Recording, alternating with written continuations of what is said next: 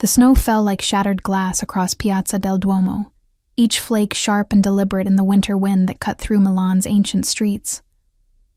My fingers had gone numb 20 minutes ago, clutching my violin case as I hurried from my last lesson of the day, but I'd learned to ignore the cold. 3 years teaching music to wealthy children in their heated apartments had taught me that suffering was simply the price of survival in a city that devoured the unprepared. I should have taken the metro. Should have done a lot of things differently that December evening. But fate, I've learned, cares nothing for should-haves. The cathedral's Gothic spires disappeared into the storm as I cut through the piazza, my thin coat offering about as much protection as tissue paper.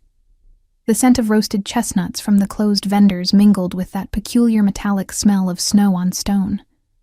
My stomach growled, reminding me I'd skipped lunch again to afford next month's rent on my shoebox apartment in Navigli. That's when I saw her. A small figure huddled against the base of the Vittorio Emanuele II statue, so still she might have been part of the monument itself. At first, I thought it was a discarded doll, the kind wealthy tourists bought in the Galleria and abandoned when they became too cumbersome. But then the bundle moved. A tiny shiver that sent alarm racing through my exhausted body. I stopped, my practical instincts warring with something deeper, something my nonna used to call il richiamo del cuore, the call of the heart. Walk away, the practical voice urged. This is Milan, not some fairy tale. Someone else will help.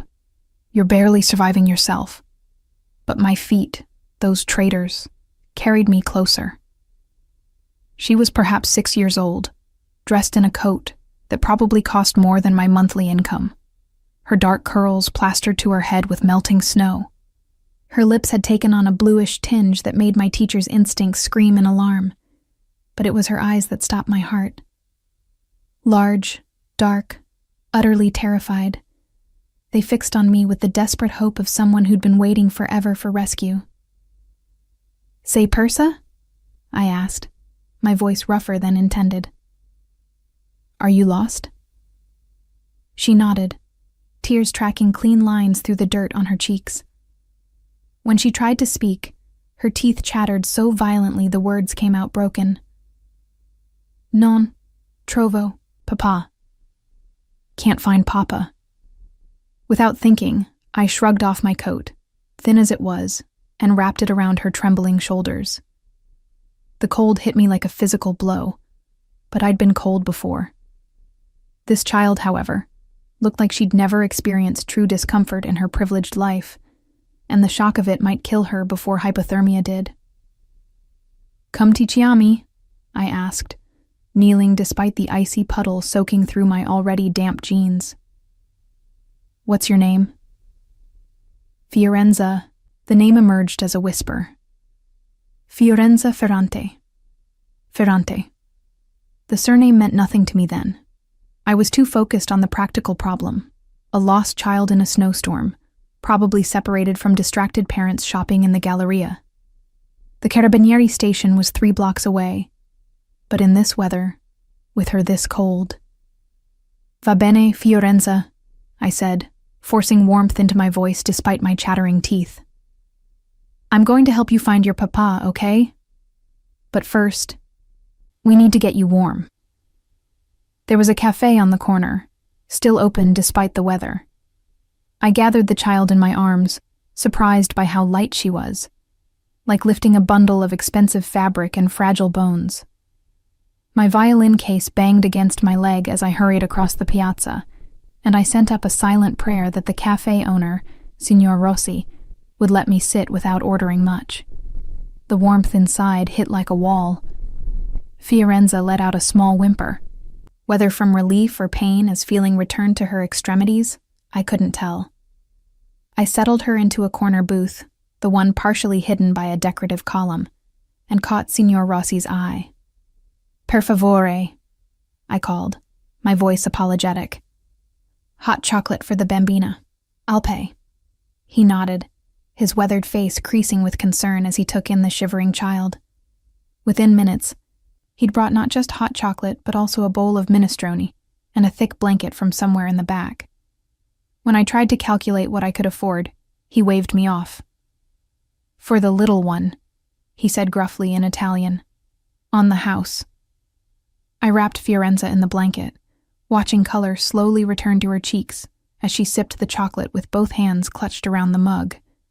My own hands had started to hurt as they thawed, that special agony of returning circulation, but I ignored it. "Can you tell me what happened?" I asked gently. "How did you get separated from your papa?" Her story emerged in fragments. They'd been at the Galleria, shopping for a dress for her. She'd seen something in a window, turned around, and he was gone. Or she was gone. The details were fuzzy through her fear and exhaustion. "He must be very worried," I said, trying to keep my voice soothing. "Did he have a phone? Were there other people with you?" She nodded. "Marco was there, and Dante. But I couldn't find them." Marco and Dante. Probably staff of some kind, maybe bodyguards for a wealthy family. The quality of her clothes, her precise Italian despite her young age, the casual mention of multiple people attending a shopping trip, all pointed to serious money. "Okay," I said, pulling out my own battered phone. "Let's call the Carabinieri. They'll help us find your papa." But before I could dial, the cafe door burst open with such force that the bell above it nearly tore from its mount. 3 men entered, their expensive coats dusted with snow, their eyes scanning the interior with the kind of systematic precision that made my instincts scream danger. The lead man was perhaps 40, with steel-gray eyes and a face that looked like it had been carved from Carrara marble by an artist who specialized in severity. His dark hair was slicked back, his jaw so tight I could see the muscle jumping beneath his skin. He wore a charcoal suit under his coat, the kind that whispered of bespoke tailors and old money, and when his gaze swept the cafe, I felt the temperature drop despite the warm interior. Then his eyes found Fiorenza, and everything about him changed. The transformation was instantaneous and complete. The dangerous stranger became a terrified father in the span of a heartbeat. He crossed the distance between the door and our booth in 3 long strides, his movements fluid despite his obvious size and power. "Fiorenza!" The name tore from him like a prayer and a curse combined. The little girl's face lit up with joy so pure it hurt to witness. "Papa!" He dropped to his knees beside the booth, his hands framing her face with a gentleness that seemed impossible from someone who radiated such controlled violence. He spoke to her in rapid Italian, checking for injuries, asking what happened, if she was hurt, his voice cracking with an emotion I recognized despite never having children of my own. Fear. Pure, absolute, soul-deep fear. I started to stand, to give them privacy, to slip away into the storm before anyone noticed me. But one of the other men, broad-shouldered with the kind of alertness that suggested military training, blocked my path. "Stay," he said in Italian, his tone making it clear it wasn't a request. The man, Fiorenza's father, looked up then, as though suddenly remembering I existed. His gray eyes locked on mine with an intensity that made me forget how to breathe. I'd seen sharks at the aquarium once, during a school field trip in my teaching days. This man's eyes held that same cold calculation, that same absolute certainty of his position at the top of the food chain. "Who are you?" he asked, his Italian carrying the particular accent of northern wealth. Milan aristocracy mixed with something harder, something that suggested his money wasn't entirely legitimate. "Fiammetta," I said, proud that my voice didn't shake. "Fiammetta Bianchi. I'm just a music teacher. I found Fiorenza in the piazza. She was cold, so I brought her here." His gaze traveled over me, taking in my soaked jeans, my thin sweater, the violin case at my feet that probably cost less than his shoes. I watched his expression shift as he processed what I'd done, what it must have cost me to give my coat to a stranger's child. "You gave her your coat," he said, and it wasn't a question. I glanced at Fiorenza, who was still wrapped in both my coat and Signor Rossi's blanket, Her color finally returned to normal. She was freezing. And you brought her here, fed her. His eyes flicked to the empty bowl of minestrone. Called no one. I was about to call the carabinieri when you arrived, I said, defensive despite not having done anything wrong. I wanted to make sure she was warm first. Something flickered in those steel-gray eyes. Surprise, perhaps, or calculation. Then he stood in one fluid movement and reached into his coat. I tensed, some animal part of my brain screaming that this was the moment where whatever dangerous game I'd stumbled into would reveal its true nature. But he only pulled out a wallet, extracting several bills that I recognized as hundreds. He held them out to me. For your trouble, he said. I stared at the money, my mind calculating how many lessons that represented, how many meals, how much breathing room in my perpetually tight budget. Then I looked at Fiorenza, still cuddled in my coat, watching this exchange with those dark, intelligent eyes.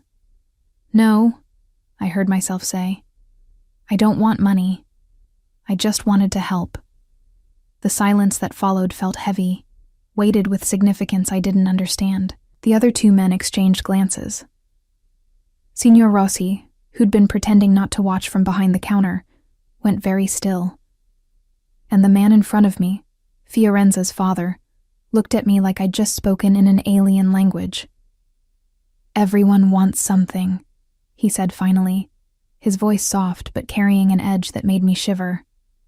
Not from you, I replied, then immediately regretted the words. They sounded accusatory, judgmental, when all I'd meant was that I genuinely didn't want payment for doing what any decent person would do. But he just studied me for another long moment, then slowly put the money back in his wallet. When he spoke again, his voice had changed, become warmer, though no less intense. Your coat, he said, gesturing to where it still wrapped around his daughter. At least let me replace it. I wanted to refuse. Every instinct told me to extract myself from this situation as quickly as possible, but my coat was soaked through from the snow, and I had no way to afford a new one. Pride, I'd learned, was a luxury I couldn't always afford. Okay, I said quietly. He nodded once, sharp and definitive, then turned to one of his men.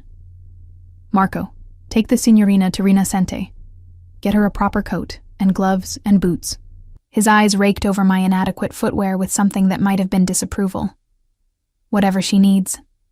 Signore, Marco acknowledged, moving to my side with the same military precision he'd shown earlier. That's really not necessary, I started, but Fiorenza's father cut me off with a look. You saved my daughter, he said, and there was something in his voice that made it clear this wasn't just about a lost child found. You will accept this repayment, or you will offend me greatly.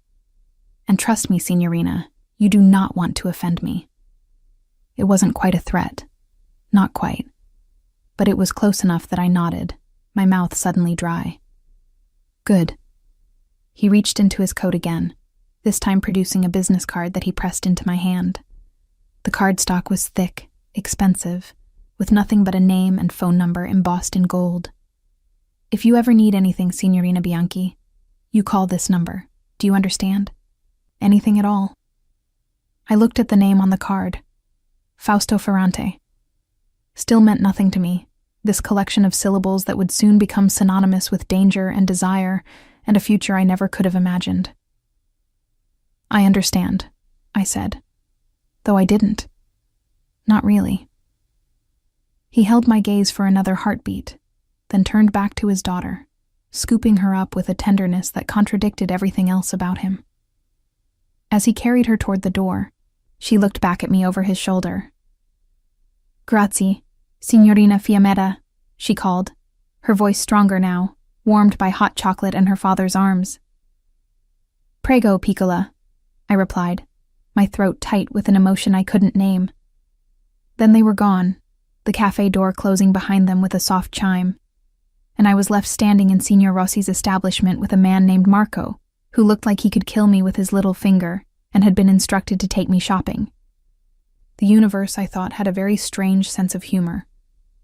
What I didn't know, couldn't have known as Marco ushered me out into the storm and toward the gleaming car waiting at the curb, was that simple question I'd asked in the piazza.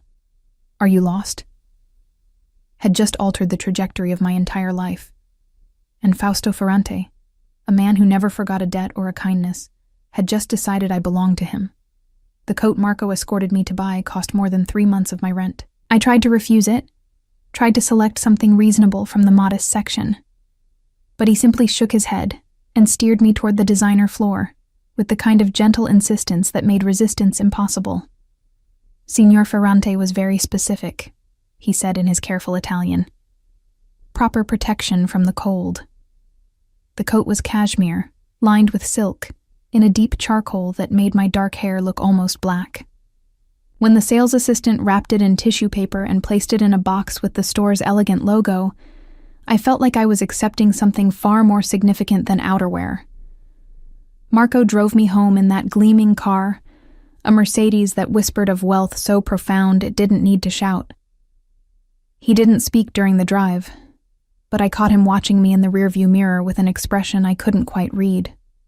Assessment, perhaps. Or curiosity about the woman who'd refused Fausto Ferrante's money. "Thank you," I said when we arrived at my building in Navigli, its peeling paint and graffiti-covered walls a stark contrast to the car's leather interior. Marco nodded once. "Signor Ferrante does not forget kindness, Signorina Bianchi. Remember that." The words felt weighted with meaning I couldn't grasp.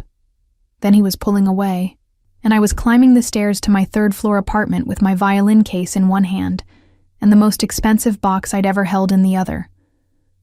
I should have known then that something fundamental had shifted.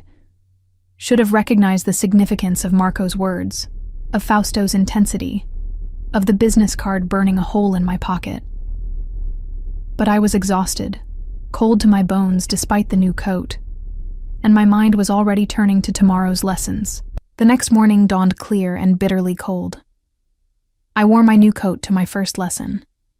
A wealthy family in Porta Venezia, whose 8-year-old daughter showed more interest in her phone than in Mozart. As I waited in their marble foyer afterward, collecting my modest fee, I noticed a man across the street. Dark jacket, watching the building with the kind of patience that suggested he was waiting for someone specific.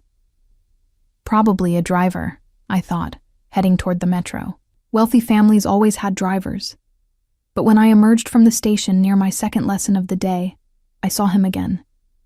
Same dark jacket, same patient stance, now positioned across from the apartment building where I'd be teaching for the next hour.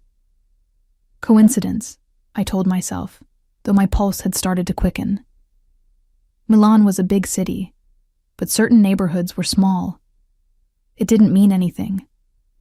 Except I saw him again that evening, and the next morning, and 3 more times over the following week, always at a distance, always watching with that same careful patience. I was being followed. The realization should have terrified me, should have sent me running to the Carabinieri with wild stories about stalkers and surveillance. But something stopped me. Some instinct that connected the man in the dark jacket to a business card in my purse, and steel-gray eyes that had looked at me like I was a puzzle he needed to solve. 2 weeks after finding Fiorenza in the piazza, I received my first unusual student request. A family in the exclusive City Life district wanted weekly violin lessons for their daughter. The fee they offered was triple my usual rate, and when I tried to negotiate down to something reasonable, the mother simply laughed. "Signor Ferrante recommended you specifically," she said, as though that explained everything. "He said you were the best teacher in Milan." Fausto's name sent a jolt through me. I'd thought about him more than I wanted to admit over the past weeks. Thought about his transformation when he'd seen Fiorenza, about the way he'd looked at me when I refused his money, about Marco's cryptic warning in the car. "That's very kind," I managed, "but I'm not sure—" "The lessons are already paid for," she interrupted smoothly. 6 months in advance, Signor Ferrante insisted. I wanted to refuse, wanted to call that number on the business card, and tell Fausto Ferrante that I didn't need his charity, his intervention, his attention. But 6 months of guaranteed income at triple my rate would let me build savings for the first time since moving to Milan. Would let me stop choosing between heating and eating. I accepted the position. Within a month, 3 more families had contacted me with similar offers. All in exclusive neighborhoods, all paying far more than my skills warranted, all mentioning Fausto's recommendation. My schedule filled with wealthy students, my income tripled, and my tiny apartment suddenly felt less like a prison and more like a choice. I should have been grateful, should have recognized the gift for what it was. A powerful man repaying a debt in the only way he knew how. But something about it made me uneasy. This invisible hand rearranging my life without asking permission. It was after a lesson in early January, a month after finding Fiorenza, that everything came into focus. I was leaving the apartment of a particularly difficult student, a teenager who treated our lessons like punishment, when I noticed the man in the dark jacket waiting by the building entrance. Not across the street this time, but right there, close enough that I couldn't pretend not to see him. "Signorina Bianchi," he said in Italian, his voice respectful but firm. "Signor Ferrante requests your presence for dinner tonight." Not asks, requests, as though my compliance was assumed. "I'm sorry," I said, clutching my violin case tighter. "But I have plans." The lie was transparent. I never had plans beyond microwaved meals and restless sleep, and we both knew it. "Signor Ferrante anticipated you might say that," the man replied. "He asked me to assure you that this is not a date, not a romantic proposition. Simply a dinner between 2 people who share concern for a little girl's well-being. Fiorenza has been asking about you." The mention of Fiorenza weakened my resolve. I'd thought about her too over the past weeks, wondered if she'd recovered from her ordeal, if she still had nightmares about being lost in the snow. "Where?" I asked, knowing I'd already lost this particular battle. "Ristorante Krakow, 8 o'clock. A car will collect you at 7:30. He handed me a card with an address, my address, printed on it. They knew where I lived. Of course they did. They'd probably known since the night Marco drove me home, probably knew my schedule, my habits, everything about me. The surveillance suddenly made horrible sense. Not a stalker, but protection. Fausto Ferrante, a man I was beginning to suspect was far more dangerous than I'd initially understood, had decided I needed watching over. "Fine," I said, my voice sharper than intended. "But tell Signor Ferrante that after tonight I'd appreciate if he'd stop arranging my life without asking." The man's lips twitched with what might have been amusement. "I will relay your message, Signorina." That evening, I stood in front of my closet staring at clothing that was entirely inadequate for dinner at one of Milan's most exclusive restaurants. Everything I owned was practical, modest, designed for teaching children and surviving winter on a budget. Finally, I selected the least shabby option. A simple black dress I'd bought for my university graduation 5 years ago. With my new coat and some careful makeup, I might pass for someone who belonged in Fausto Ferrante's world. The car arrived precisely at 7:30. This time it was a different driver, older, with kind eyes that reminded me of my late grandfather. He opened the door for me with a small bow, and I slid into the back seat feeling like an imposter playing at sophistication. Ristorante Krakow occupied an elegant building near the Duomo, its understated entrance giving no hint of the luxury within. The maitre d' greeted me by name, as though my arrival had been anticipated, and led me through a dining room where every table whispered of wealth and power. Fausto waited in a private alcove at the back, separated from the main restaurant by heavy velvet curtains. He stood as I approached, and I was struck again by how impossibly handsome he was. His dark suit was impeccable, his hair swept back to reveal the strong lines of his face, but it was his eyes that captured me. Those steel-gray eyes that saw everything, that had looked at me in Signor Rossi's cafe, like I was something precious and dangerous all at once. "Signorina Bianchi," he said, his voice carrying that same intensity I remembered. "Thank you for coming." Did I have a choice? The words escaped before I could stop them. His lips curved into something that wasn't quite a smile. "There is always a choice, Fiammetta. May I call you Fiammetta?" The use of my first name felt intimate, presumptuous, but I nodded, taking the seat he indicated with a gesture that was probably meant to be courteous, but felt like a command. "How is Fiorenza?" I asked once we were seated, needing to focus on something other than the way he watched me. His expression softened imperceptibly. "She's well. She speaks of you often, the kind teacher who saved her from the snow." "I didn't save her. You gave her your coat," he interrupted, leaning forward. "In the middle of winter, you took the only protection you had and wrapped it around a stranger's child. Do you know how rare that is? How unusual? It's what anyone would have done. No." The word was absolute. "It's what you did. Most people in Milan would have walked past, assuming someone else would help. Or they would have called the authorities and left her to wait alone in the cold. You stayed with her, fed her, kept her warm. And when I offered payment, you refused." I shifted uncomfortably under his scrutiny. "I told you, I don't want money." "Everyone wants money, Fiammetta. Everyone has a price. Maybe I'm not everyone." Something flickered in his eyes. Interest, perhaps. Or challenge. "No," he agreed softly. "You're not." The waiter appeared with wine, something that probably cost more than my weekly groceries. Fausto ordered for both of us without asking my preference, and I bristled at the presumption. "I can order for myself," I said. "You can," he acknowledged, "but you won't know what's best unless you've eaten here before. Have you?" I hadn't, of course. Places like Ristorante Krakow existed in a world I could only glimpse from the outside. "I thought not," he continued when I didn't answer. "Trust me, Fiammetta, at least about the food." The meal that followed was exquisite. Course after course of Italian cuisine elevated to art, each plate a masterpiece I almost felt guilty eating.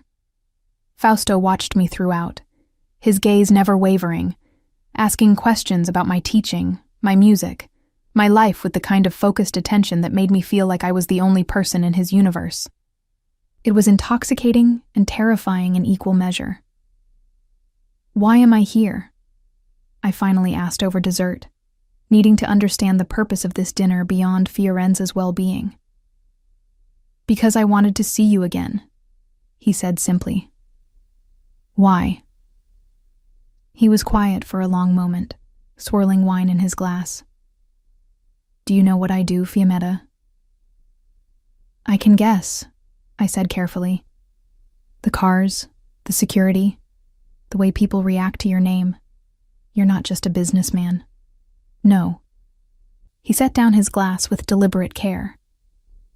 "I'm not. I'm what people call a capo, a boss. I control certain interests in northern Italy, certain operations that exist outside the law."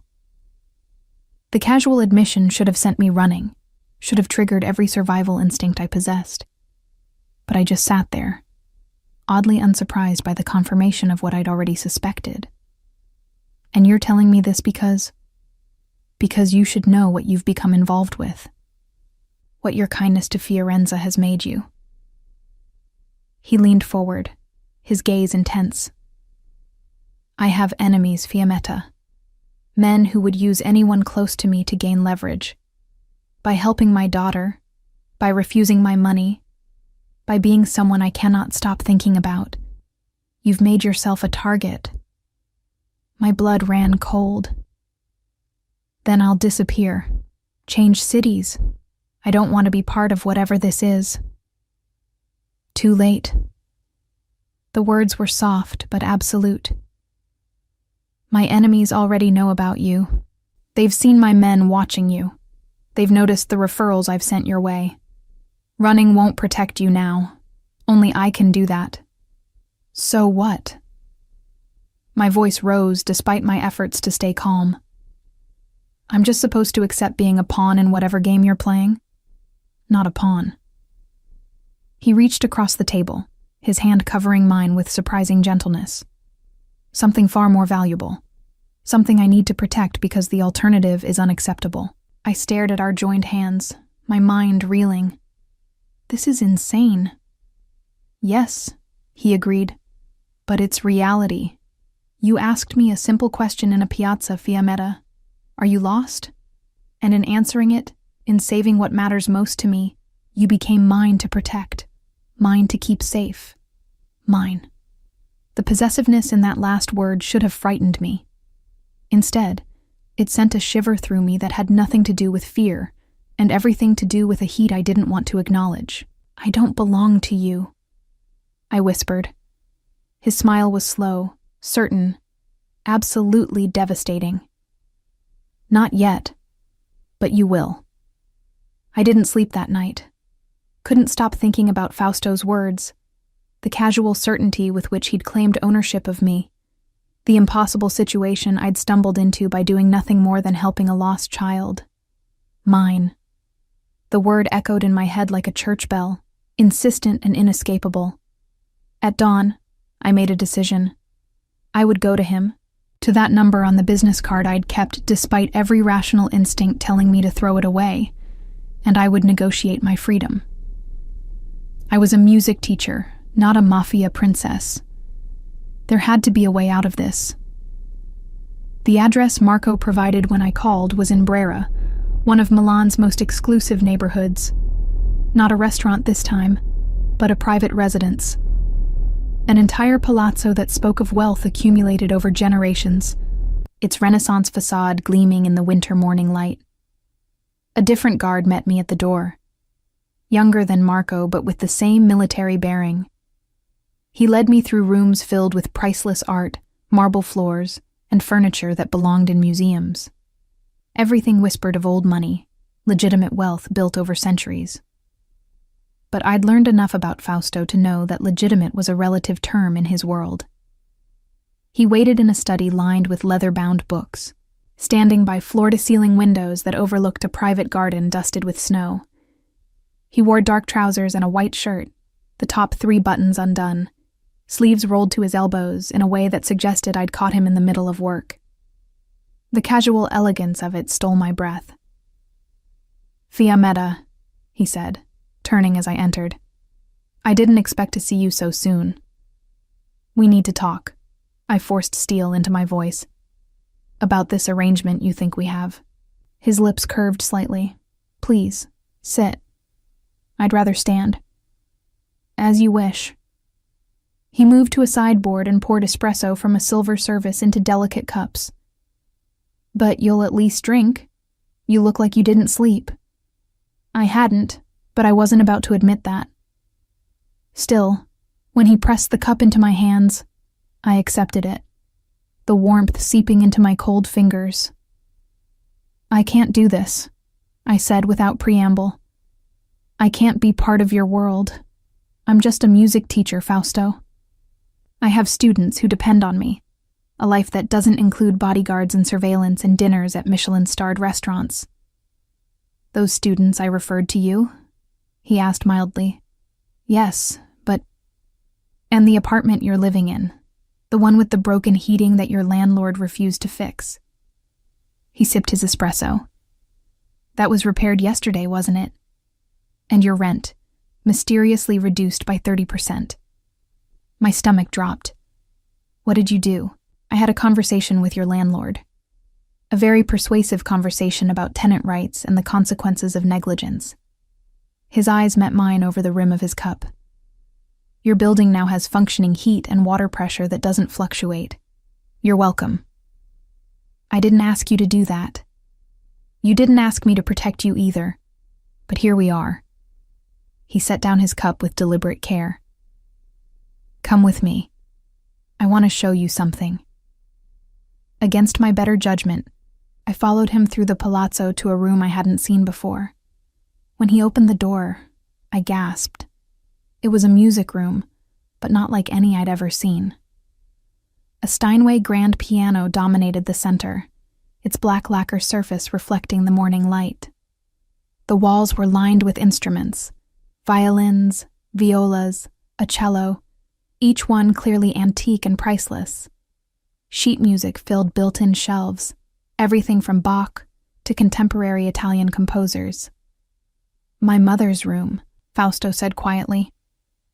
She was a pianist. Studied at La Scala before she married my father. I moved toward the piano as though drawn by invisible strings, my fingers aching to touch the keys. "It's beautiful. She used to play for me when I was young. Chopin, mostly. She said music was the only pure thing in our world, the only thing that couldn't be corrupted by violence or power." He paused. "She died when I was 12. Cancer. My father never entered this room again after that. Neither did I, until now." The vulnerability in his voice made me turn to face him. For the first time since we'd met, I saw past the cold control to the man beneath. A man who'd lost his mother young, who'd been raised in a world of violence and power, who'd probably never had a choice about the life he led. "Why are you showing me this?" I asked softly. "Because I want you to understand." He moved closer, not touching but near enough that I could smell his cologne. Something woody and expensive. "When I saw you in that cafe with Fiorenza, wrapped in my coat and refusing my money, you reminded me of her, of my mother. The same kindness, the same refusal to be bought or manipulated. I'm not your mother, Fausto." "No." His hand came up, fingers tracing my jawline with devastating gentleness. "You're something else entirely. Something I've never had, never thought I could have. Someone who sees what I am and doesn't look away in fear or try to use it for their own gain." "You don't know me," I protested, even as my body betrayed me by leaning into his touch. "We've met twice." "I know enough." His thumb brushed across my lower lip. "I know you work too hard for too little money. I know you skip meals to afford rent. I know you play violin in Parco Sempione on Sundays for your own pleasure, not for the coins tourists throw. I know you visit your Nonna's grave every month with fresh flowers, even though she died 3 years ago. I know everything about you, Fiammetta, because knowing you is how I protect you." The extent of his surveillance should have terrified me, should have sent me running, but instead, I felt something else. Something dangerous that felt almost like being seen, truly seen, for the first time in my life. "This is wrong," I whispered. "You can't just decide I belong to you." "Can I?" His other hand found my waist, pulling me closer. "Tell me you don't feel this pull between us. Tell me you haven't thought about me every day since that dinner." I couldn't, because I had thought about him, about steel-gray eyes and the way he'd transformed when he'd seen Fiorenza, about hands that could probably kill, but touched his daughter with infinite tenderness. "It doesn't matter what I feel," I managed. "I don't want this life, Fausto. The danger, the violence, the constant watching. What if I could give you something in return?" He stepped back, releasing me, and I hated how much I missed his touch. "What if being mine came with benefits you haven't considered?" "Like what?" "Like this room." He gestured around us. "Use it whenever you want. Teach here, play here, compose here. Like security, that means you'll never worry about money or safety again. Like the chance to study with the best musicians in Italy, to pursue music not just as survival, but as art. You're trying to buy me." "I'm trying to give you what you deserve." His voice was firm. "You've spent your entire adult life barely surviving, Fiammetta, working yourself to exhaustion for families who don't appreciate your talent. What if you didn't have to do that anymore? What if you could focus on music, on teaching students who actually want to learn, on building the life you've always wanted. At what price? I challenged. What would you want in return? You. The word was simple, absolute. Be mine, openly, publicly. Move into the guest wing here where I can protect you properly. Let me introduce you to my world as someone under my protection, and in return, you'll have everything you need. Except freedom. You'd have more freedom than you do now. He moved to the piano, running his fingers across the keys without pressing them. Right now, you're trapped by poverty, by fear, by the constant struggle to survive. With me, you'd be trapped only by my need to keep you safe. And I think you'd find that particular cage far more comfortable. I wanted to refuse. Wanted to tell him that I'd rather struggle in freedom than live in luxury as someone's possession. But the truth was more complicated than that. The truth was that I was exhausted from barely surviving, from choosing between heating and eating, from watching my dreams of being a real musician fade into the pragmatic necessity of teaching spoiled children who didn't care about music. I need time, I said, to think about this. How much time? I don't know. A week? A month? You have 3 days. His voice went hard. My enemies are already circling Fiammetta. They know you matter to me, and they'll use that. I need you somewhere I can protect you properly, or I need you to disappear entirely. Those are the only options that keep you alive. The bluntness of it hit like a physical blow. You're saying I have 3 days to agree to become your... what? Mistress? Prisoner? Partner. He turned to face me fully. Someone I protect because you're mine. Someone who matters more than power or money or empire. The woman who saved my daughter and showed me that genuine kindness still exists in this world. And if I say no? Pain flashed across his face, quickly masked. Then I'll send you somewhere safe, somewhere far from Milan where my enemies can't reach you. New identity, new life, everything paid for. You'll never see me again, and you'll spend the rest of your days wondering what might have been. That's not much of a choice. It's the only one I can give you and live with myself. He moved closer again, his hands framing my face with heartbreaking tenderness. I'm not a good man, Fiammetta. I've done things that would horrify you. Hurt people, made decisions that cost lives. But I've never lied to anyone I care about. So believe me when I say that letting you walk away would destroy something in me I didn't know still existed. What? I whispered. Hope. The word was raw, honest. Hope that I could have something real in this world of lies and violence, that I could protect something pure without corrupting it, that I could be more than what my father made me. I stared into those steel-gray eyes and saw the truth of it. Fausto Ferrante, capo of Milan's underworld, feared by prosecutors and rivals alike, was offering me his heart. Damaged and dangerous as it was, he was giving me the power to hurt him in ways his enemies never could. 3 days, I said, finally. And I want complete honesty. If I'm considering this, I need to know everything. What you do, what you've done, what being yours really means. Everything. He looked uncertain for the first time since I'd met him. You might not like what you learn. I already don't like it, I replied. But I'd rather know the truth than build something on lies.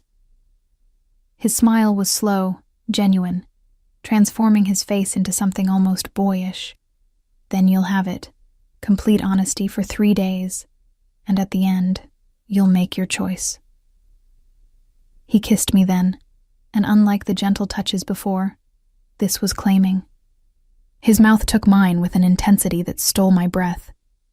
His hands pulling me hard against him until I could feel every line of his body, the controlled strength, the barely leashed desire. I kissed him back helplessly. 3 years of loneliness and fear, melting under the heat of his touch. When we finally broke apart, both breathing hard, he rested his forehead against mine. You already feel like mine, he murmured, like you were always meant to be mine. Don't, I whispered. Don't make this harder than it already is. Too late, amore mio. It's already the hardest thing I've ever done. Waiting for you to choose me when every instinct screams to simply take what I want. Those 3 days changed everything. Fausto kept his promise, showing me his world with brutal honesty. I met his associates, men with cold eyes and expensive suits who discussed shipping routes and territorial disputes in coded language that barely disguised the violence beneath. I saw the respect and fear his name commanded, the way grown men deferred to him with a mix of loyalty and terror. And I met Fiorenza again. She threw herself into my arms the moment she saw me, chattering in rapid Italian about everything she'd been doing, the new dresses her papa had bought her, the piano lessons she was starting, watching Fausto with his daughter, patient, gentle, completely devoted. I saw the man he might have been in a different life, the man he could be with the right person beside him. On the 3rd evening, I found myself back in his study, the winter sun setting over Milan's rooftops in shades of orange and gold.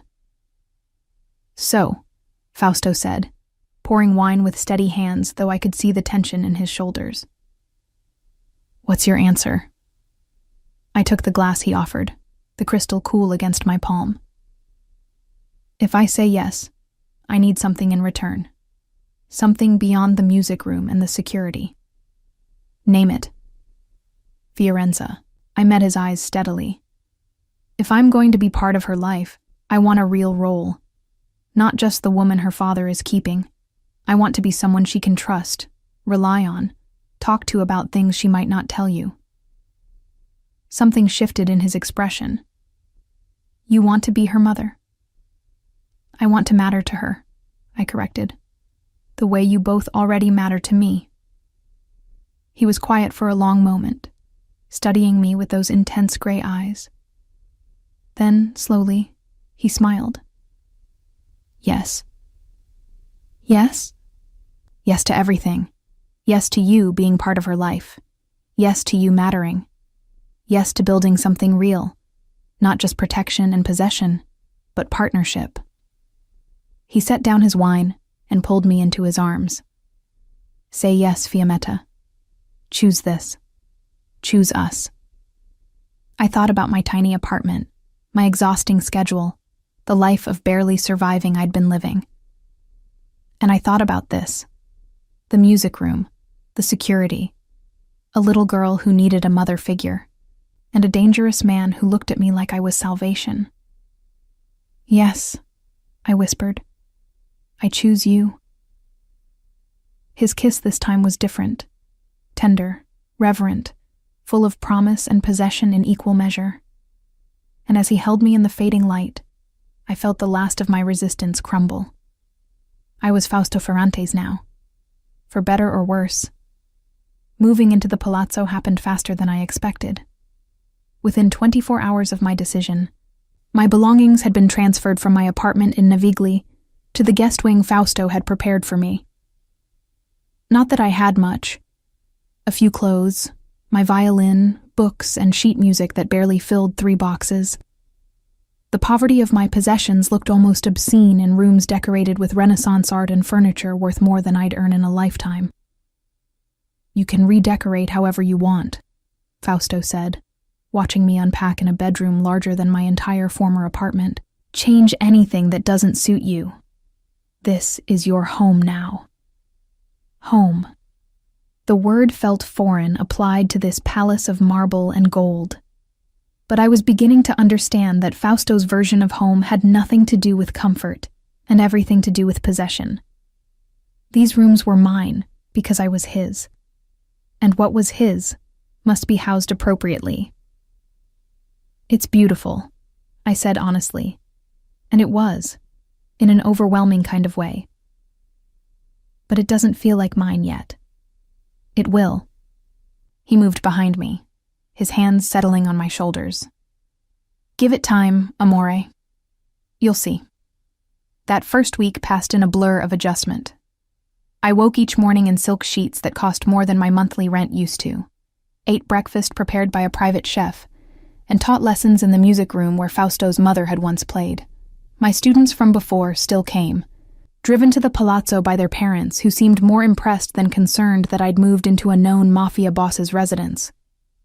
Milan operated on its own moral compass, I was learning.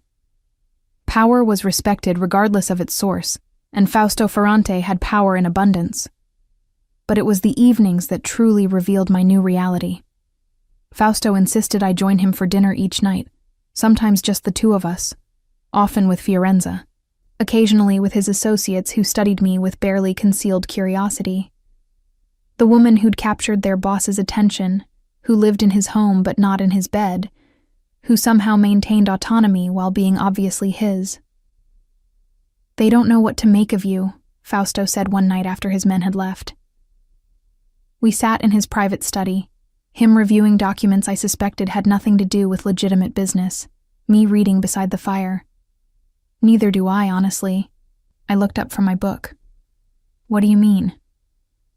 "You're here, but you keep me at arm's length. You sleep in the guest wing. You accept my protection, but not my touch beyond the occasional kiss."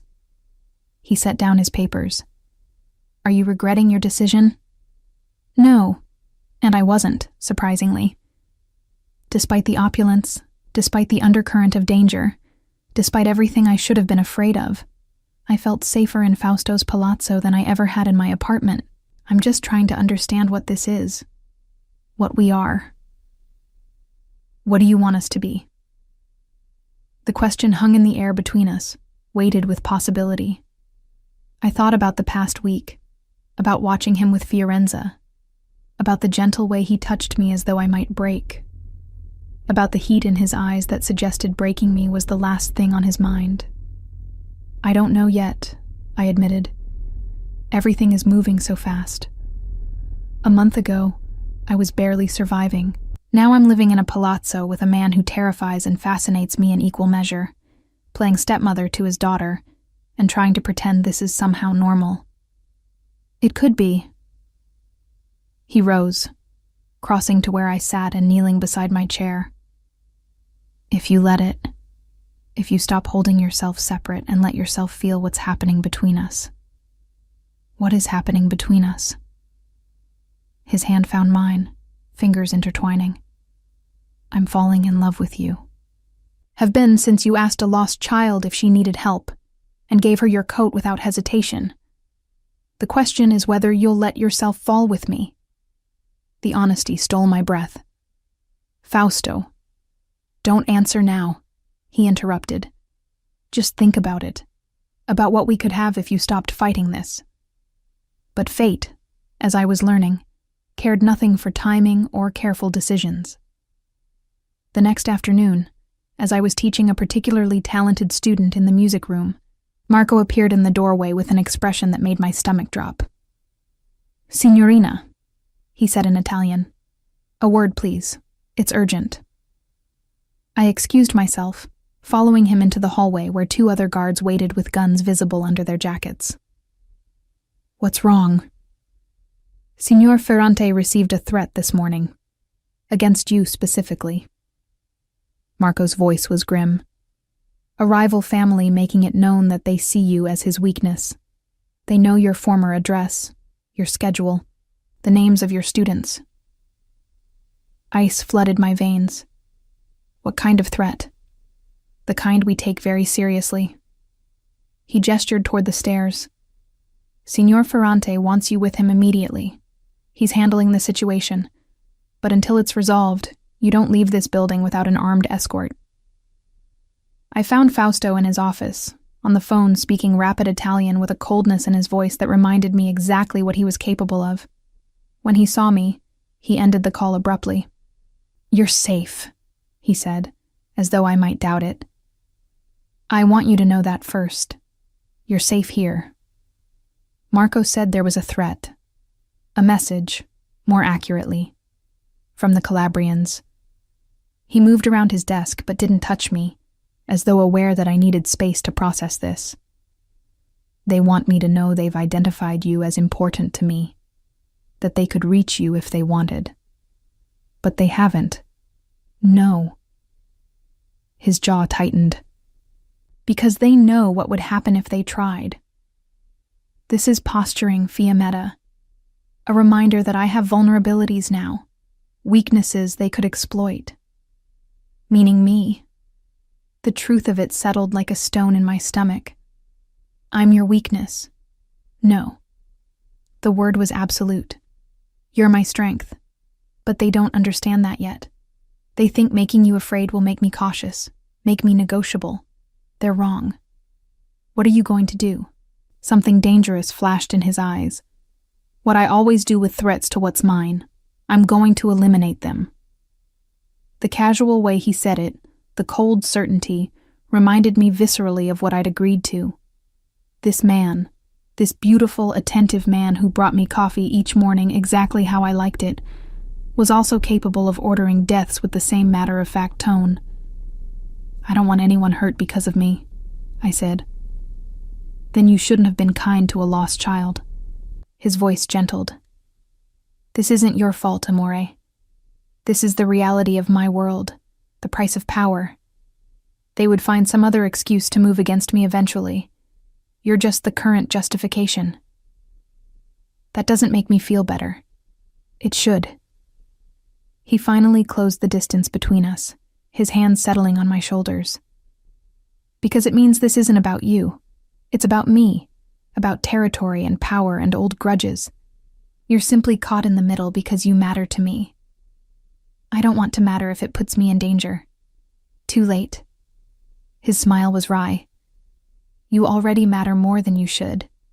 More than is safe for either of us. But I wouldn't change it, even if I could. That night, Fiorenza asked if I would read to her before bed. It had become our routine over the past week, this quiet time where she would curl against me in her impossibly pink bedroom and listen to fairy tales I remembered from my own childhood. Fiammetta? She asked as I was finishing the story. Are you going to stay forever? The question caught me off guard. What makes you ask that? Because Papa smiles more when you're here, and I like when you play music with me. And... She hesitated, then continued in a rush. I don't have a mama. She died when I was a baby, but if I did have one, I think I'd want her to be like you. My throat tightened with unexpected emotion. This little girl who had everything money could buy except the one thing that mattered most. A mother's love. I'm staying, I said, the decision crystallizing as I spoke. For as long as your papa and you will have me. Her smile was radiant. Forever then. Because Papa never lets go of things that are his. And you're his now. I heard him tell Marco that. Out of the mouths of children, I thought, tucking her in and pressing a kiss to her forehead. She was asleep before I left the room, her dark curls spread across the pillow, looking so much like her father it made my heart ache. Fausto waited in the hallway outside, leaning against the wall with his arms crossed. In casual clothes, dark trousers and a white shirt with the sleeves rolled up, he looked younger, less dangerous, though I knew that was an illusion. She asked if I'm staying forever, I said. And what did you tell her? That I am. I moved closer, drawn by an invisible thread that seemed to connect us. I'm tired of fighting this, Fausto. Tired of pretending I don't feel what's happening between us. His eyes darkened. What are you saying? I'm saying I don't want to sleep in the guest wing anymore. The words came out breathier than intended. I'm saying I want to stop holding you at arm's length. I'm saying... He kissed me before I could finish, his mouth claiming mine with a hunger that matched the need building in my core. His hands tangled in my hair, tilting my head back for better access, and I melted into him with a helplessness that should have frightened me. You're sure? He asked against my lips. Because once this happens, there's no going back. You'll be mine in every way that matters. I'm already yours, I admitted. We both know it. This is just making it official. He swept me into his arms with surprising ease, carrying me down the hallway to the master suite I'd never entered. The room was masculine, decorated in shades of charcoal and navy, but what captured my attention was the massive bed dominating the center. "Last chance to change your mind," he murmured, setting me on my feet beside it. In answer, I reached for the buttons of his shirt, my fingers fumbling slightly with nervousness and desire in equal measure. He helped me, shrugging out of the fabric to reveal a chest that made my breath catch. Broad, muscled, with a tattoo over his heart that I couldn't quite make out in the low light. "It's Fiorenza's name," he said, noticing my gaze. "In my mother's handwriting, from a letter she wrote me before she died." The vulnerability in that admission, the evidence of how deeply he loved his daughter, made me bold. I pressed my palm over the tattoo, feeling his heartbeat racing beneath my touch. "You're beautiful," I whispered. His laugh was low, almost pained. "Men aren't beautiful, amore. You are." I looked up into those steel-gray eyes. Dangerous and deadly, and absolutely beautiful. What followed was acclaiming in the truest sense. Fausto made love to me with an intensity that bordered on worship, his hands and mouth learning every inch of my body, pushing me higher and higher until I shattered in his arms, his name a prayer on my lips. And when he finally joined us, it felt like coming home to a place I'd never known existed. Afterward, we lay tangled in expensive sheets, my head on his chest, as his fingers traced lazy patterns on my bare shoulder. "No regrets?" he asked quietly. "None," I answered honestly, "though I should probably have 1,000. Why don't you?" I thought about it, about this impossible situation I'd chosen. "Because with you, I feel safe in a way I never have before. Protected, valued, seen. Is it rational? No. Is it probably some kind of psychological coping mechanism? Maybe. But it's true nonetheless." His arms tightened around me. "You are safe with me, Fiammetta. I would burn this city to ash before letting anyone hurt you." The fierce conviction in his voice should have frightened me. Instead, it made me feel cherished in a way I'd never experienced. This dangerous man with blood on his hands and power in his voice had given me his heart, and I'd given him mine in return. I was Fausto Ferrante's now, in every way that mattered. And somehow, impossibly, I'd never been happier. The Calabrian situation resolved itself within a week, though Fausto never told me exactly how. I learned not to ask about the details of his business. The meetings held in his study with men whose eyes held the flat coldness of professional killers. The phone calls conducted in dialect I couldn't follow. There was Fausto with me, gentle, attentive, completely devoted. And there was the Fausto who ran Milan's underworld with ruthless efficiency. I'd chosen to love both versions, even the one that frightened me. What I couldn't ignore was the change in how people treated me. When I ventured out with my armed escort, Luca, a soft-spoken guard who'd replaced the constant rotation of watchers, shopkeepers addressed me as Signora Ferrante, despite us not being married. Restaurant owners rushed to accommodate us. Even the wealthy families whose children I taught showed a new deference that had nothing to do with my skills and everything to do with whose bed I shared.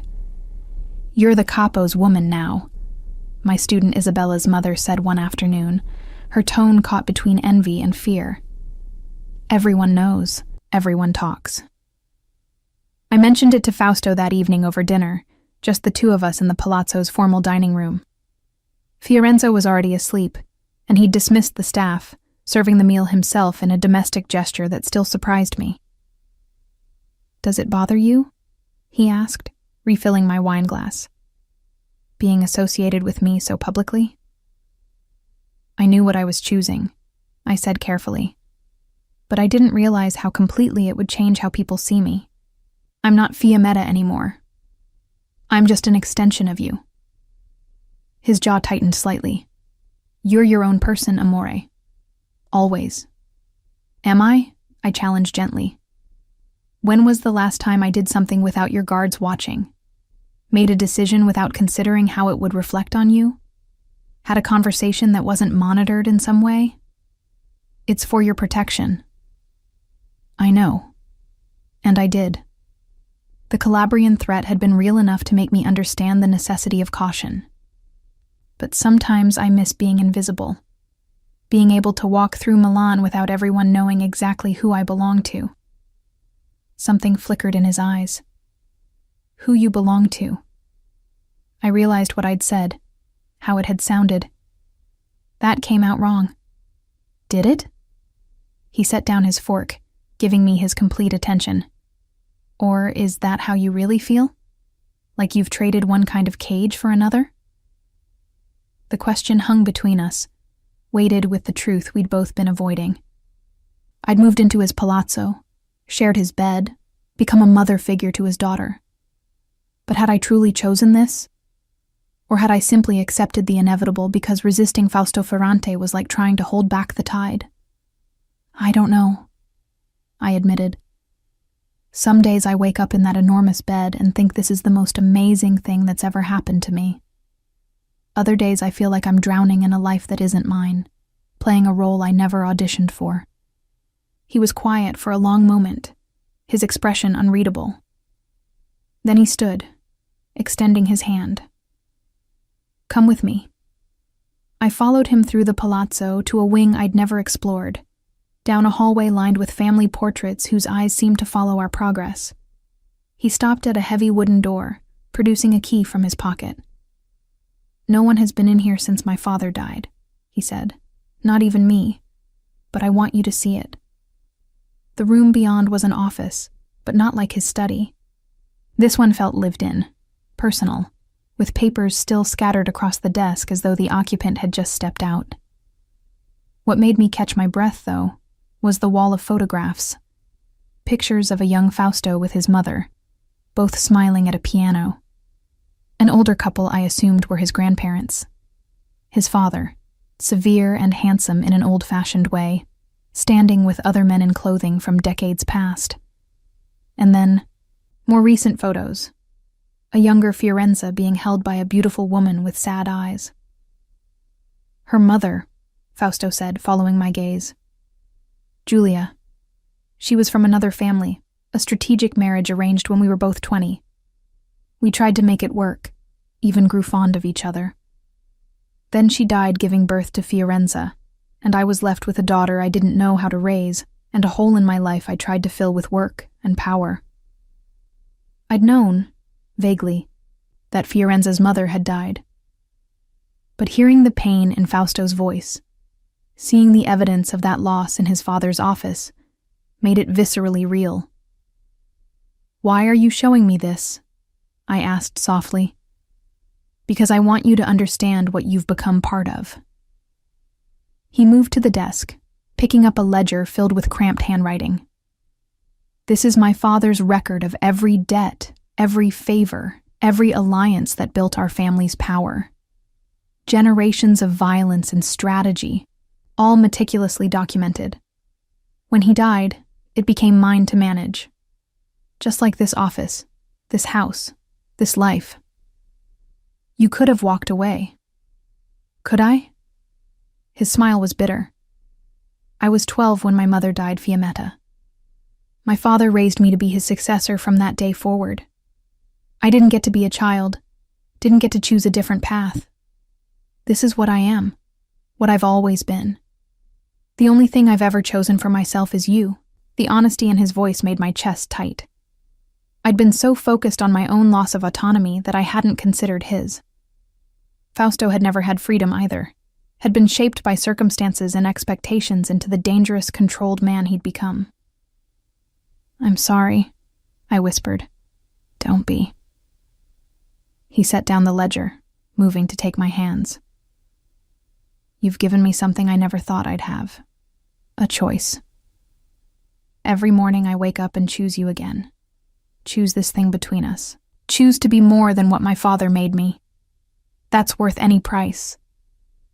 I kissed him then, pouring all the complicated emotions churning inside me into it. Love and fear and acceptance and doubt, all tangled together in a knot I couldn't unravel.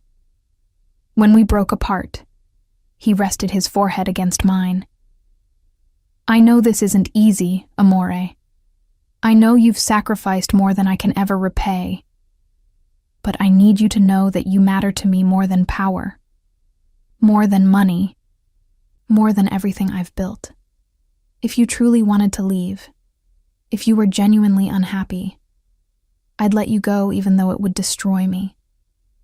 I don't want to leave, I said, and meant it. I just need to find a way to be myself within this life we're building, to be more than just your woman. Then be. His hands framed my face. Teach your music, build your career. Make this palazzo yours in more than just name. I'm not asking you to disappear into my shadow, Fiammetta. I'm asking you to stand beside me in the light. The declaration shifted something fundamental inside me. Maybe I didn't have to choose between being Fausto's partner and being myself.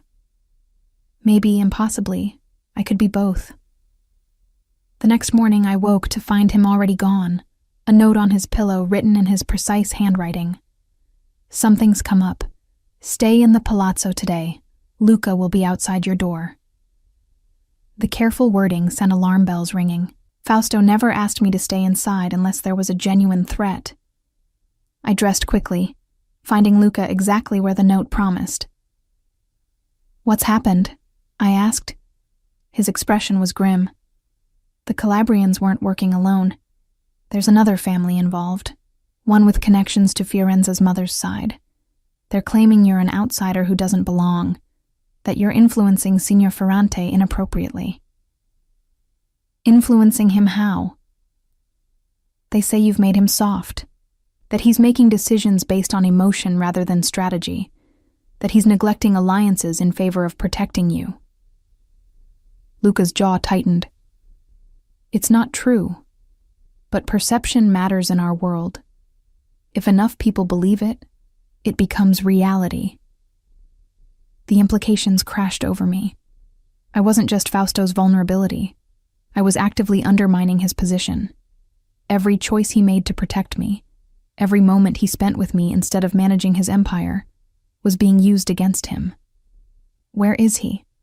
Handling it, meeting with the families, making it clear that you're under his protection, and challenging you means challenging him. Luca paused. But Signorina, you should know. This won't end with a meeting. There will be violence. There always is when power is questioned. I spent the day pacing my rooms, trying to distract myself with music and failing miserably. Every sound made me jump. Every footstep in the hallway sent my heart racing. What if Fausto was hurt? What if his enemies used this meeting to strike at him? What if my presence in his life got him killed? When he finally returned just after midnight, I flew into his arms with embarrassing desperation. He caught me easily, his familiar scent, cologne and winter air, enveloping me. "I'm fine," he murmured against my hair. "Everything's handled." Luca said there would be violence. There was. He pulled back enough to let me see his face, and I noticed the bruise forming along his jaw, the split in his lower lip. But not against me. The families who questioned my judgment learned what happens when they threaten what's mine. "What did you do?" His smile was cold. "What I had to. They'll think twice before using you as a weapon again." I should have pressed for details, should have demanded to know exactly what violence had been done in my name, but I found I didn't want to know. Didn't want to fully comprehend the depths of what Fausto was capable of, what he'd already done to protect me. "I can't keep being a liability to you," I said instead. "You're not." His hands framed my face with familiar tenderness. "You're what makes this life worth living. What reminds me I'm more than just my father's legacy. Don't ever think you're a burden, Fiammetta. You're my salvation." He kissed me then, and I tasted blood from his split lip, a metallic reminder of the violence that surrounded us. But I kissed him back anyway, accepting all of him. The gentleness and the brutality, the devotion and the danger. Later, as we lay tangled in his bed, he said something that made my blood run cold. There's something you should know about the families who moved against me, about why they see you as such a threat.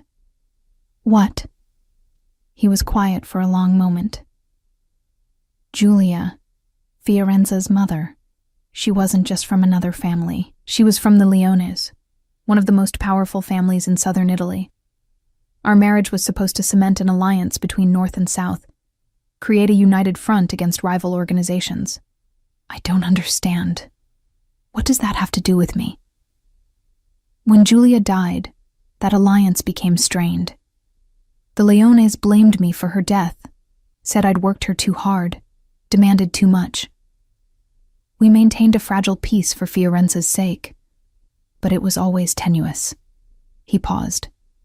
Now I'm with you, instead of finding another strategic match, and they see it as a betrayal. They think I'm choosing personal happiness over family duty.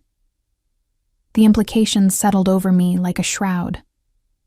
So I'm not just threatening your position with your own people. I'm threatening an entire alliance. Yes.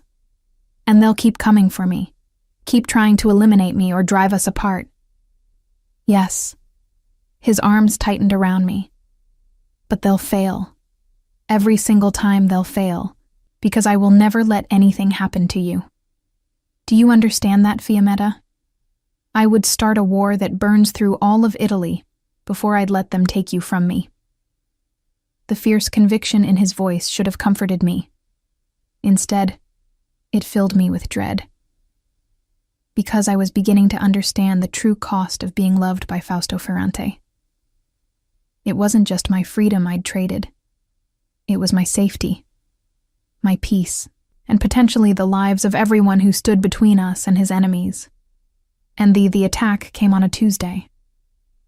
I'd been living in the palazzo for 3 months, had fallen into a rhythm that felt almost normal despite the undercurrent of danger. Teaching my students, playing with Fiorenza, sharing Fausto's bed and his life in ways that had become as natural as breathing. I'd even stopped noticing the armed guards, the careful choreography of movement and protection that surrounded us constantly. That morning started like any other. I was in the music room with a student when Luca appeared in the doorway, his face ashen. "Signorina, you need to come with me, now." The urgency in his voice made my stomach drop. What's happened? Fiorenza. That single word froze my blood. There's been an incident at her school. I was moving before he finished speaking, following him through the palazzo at a run. What kind of incident? Is she hurt? Someone tried to take her. They didn't succeed. Her bodyguards stopped them. But Signor Ferrante wants everyone secured at home immediately. The drive to Fiorenza's exclusive private school passed in a blur of terror. When we arrived, Fausto's car was already there, surrounded by at least a dozen armed men. I pushed past them into the building to find him in the headmistress's office, his face a mask of barely controlled fury. Fiorenza sat in a chair, unhurt but crying, her small frame shaking. The moment she saw me, she launched herself from the chair and into my arms. "Fiammetta." Her voice was muffled against my shoulder. "They tried to take me. 2 men came during recess and Marco had to fight them and there was so much yelling and I was so scared." "Shh, Piccola," I soothed, holding her tight. "You're safe now. I've got you." Over her head, my eyes met Fausto's. The expression on his face was one I'd never seen before. Pure, absolute rage barely contained by his iron control. This wasn't the calculated coldness I'd witnessed in business dealings. This was personal, visceral, the fury of a father whose child had been threatened. "Take her home," he said, his voice tight. "Both of you. I'll handle this. Fausto. Now, Fiammetta." The command left no room for argument. "I need to know you're both safe while I deal with this."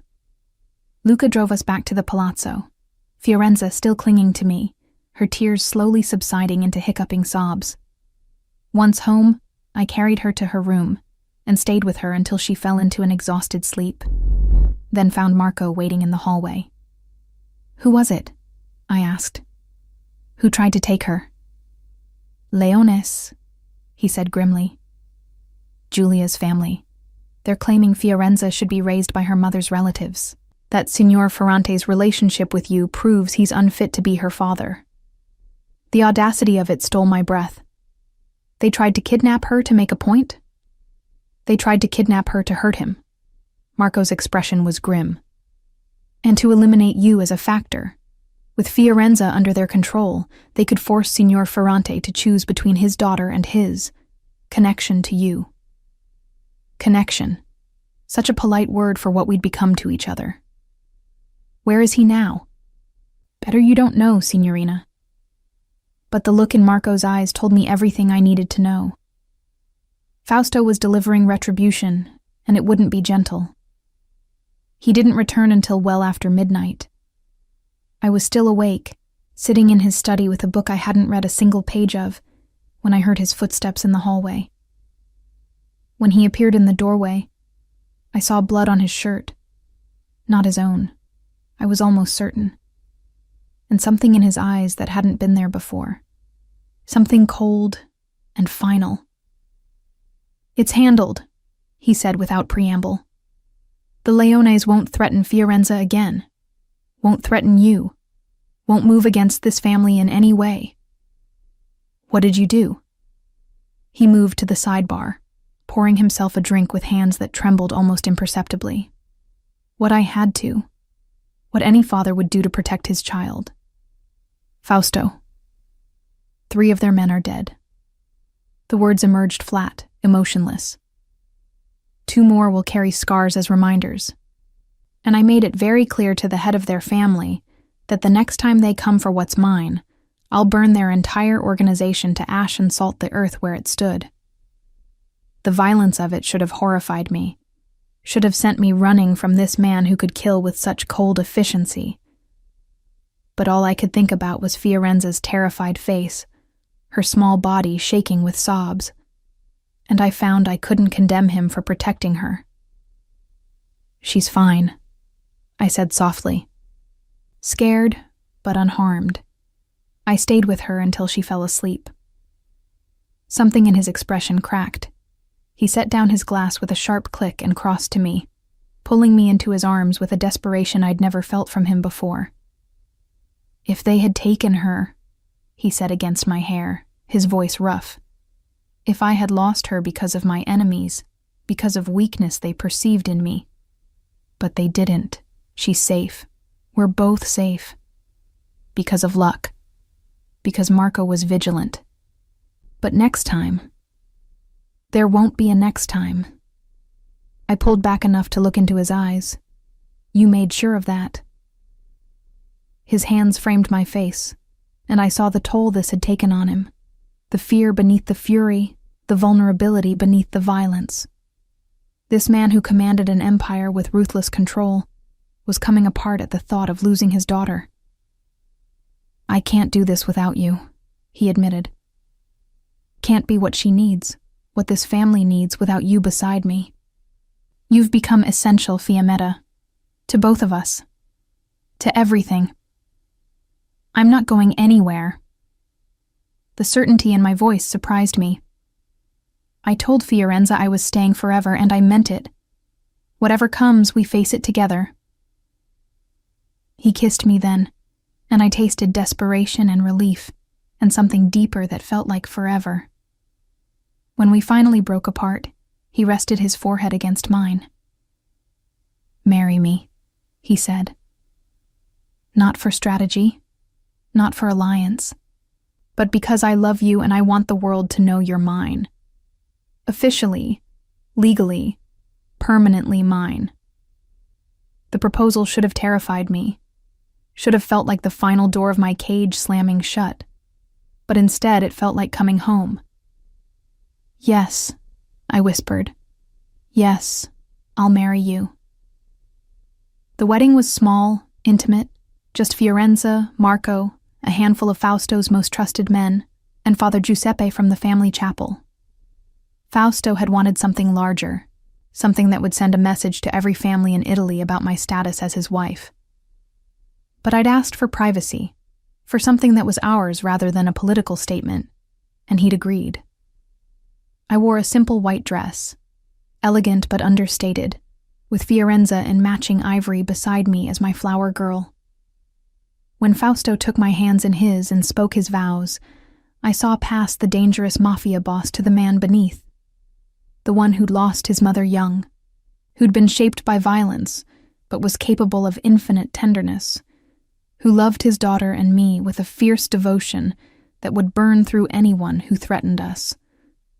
I, Fausto Ferrante, take you, Fiammetta Bianchi, to be my wife, he said, his voice steady despite the emotion in his eyes. I promise to protect you, to cherish you, to build a life with you that honors both our strengths. You saved my daughter with a simple question, and in doing so, you saved me. I am yours, as you are mine, for all our days. When I spoke my own vows, my voice trembled but didn't break. I, Fiammetta Bianchi, take you, Fausto Ferrante, to be my husband. I choose this life with you, this family we're building, this love that terrifies and completes me in equal measure. You are dangerous and devoted, powerful and protective, and I love every facet of who you are. I am yours, as you are mine, forever. Father Giuseppe blessed our union, and Fausto kissed me like he was claiming my soul. Fiorenza cheered, and for one perfect moment, everything else fell away. The danger, the violence, the complications of loving a man like him. That night, in his bed, our bed now, he held me close and whispered the truth I'd been too afraid to examine. You know I'll never let you go now, don't you? His voice was soft, but absolute. You're mine, legally and completely. There's no escape, no way out, even if you wanted one. I know. And I did. I'd walked into his cage with open eyes, accepted the lock, and found that being his prisoner felt more like freedom than anything I'd experienced before. Do you regret it? He asked. Any of it? I thought about the woman I'd been 4 months ago, exhausted, broke, barely surviving. And I thought about who I'd become, Fiammetta Ferrante, wife of Milan's most dangerous man, mother to a little girl who needed me, partner to someone who'd burn the world down to keep me safe. No, I said honestly. I don't regret a single choice that led me to you. His arms tightened around me. You asked a lost child if she needed help, he murmured. One simple question. Are you lost? And in answering it, in being kind when you had nothing to gain, you changed everything. For both of us. For all of us, he corrected. Me, Fiorenza, this family. You've made us whole in ways I didn't know we were broken. I tilted my head back to look at him, memorizing the strong lines of his face, the gray eyes that saw everything, the mouth that could command death, or whisper endearments with equal skill. What happens now? I asked. Where do we go from here? His smile was slow, certain, absolutely devastating. We build a life, amore mio. We raise Fiorenza together. We face whatever threats come, and we stand united against them. We love each other fiercely and without apology. He paused.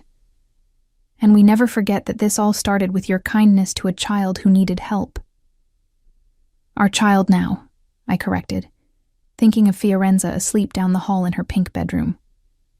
Yes. His hand found mine, fingers intertwining. Our child, our family, our life, all of it ours, built on the foundation of one simple act of compassion. As I drifted toward sleep in his arms, I thought about fate and choice, about how a moment's kindness in a snowstorm had led me here. To this bed, this man, this impossible, beautiful, dangerous life.